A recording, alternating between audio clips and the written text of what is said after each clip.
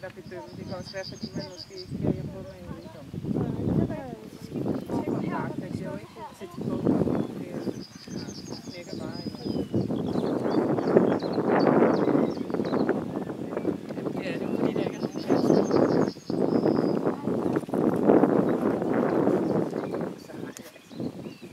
har jeg jeg har lidt den der holdning, at jeg skal hjemme. Uanset om den er lyd eller... Der har vi også haft op. Så det er derfor, man har en fordeling, der hedder hestpony. Ja, det er. Så skal man lave nogle mellemklasser, hvor det hedder netop, at rytterne er for gamle til ponyer, ikke? Ja, lige præcis. Og ellers skal de holde sig til de der jordbollestævne. Ja. Nå ja, men eller det er så en sportspony, eller hvad det er. Vi har det også op til diskussion, efter vi har været i Helsingør der. Det er lidt det samme, når de er ude på springpladser. Ja, de der 17-årige piger kommer med deres pony. Og de har bare haft jamen ikke så meget det, men lændinger og sådan noget. Det er ikke en fair fordeling. Der har de 100% fordel. Ja. Så det er sådan lidt... men det er jo selvfølgelig også stederne, hvor udstyret. Kan man sige.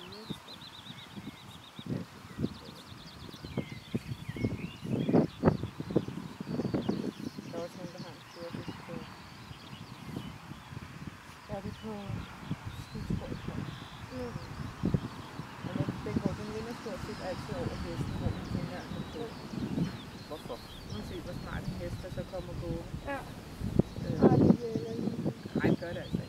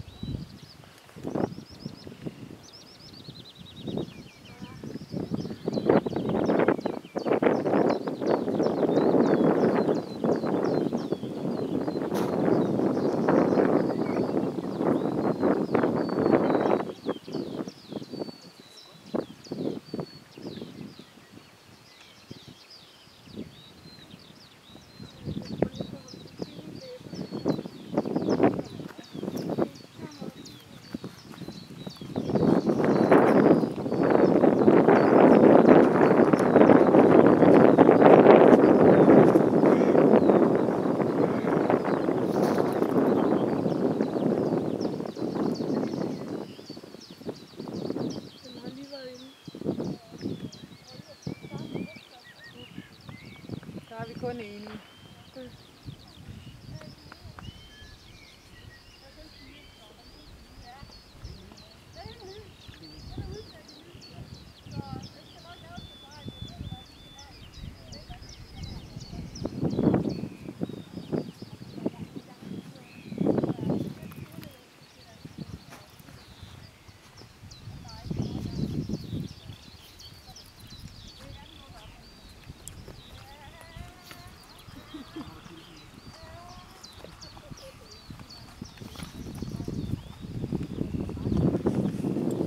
Før vi når til vores af, så kan hun låne dem, hvis der er.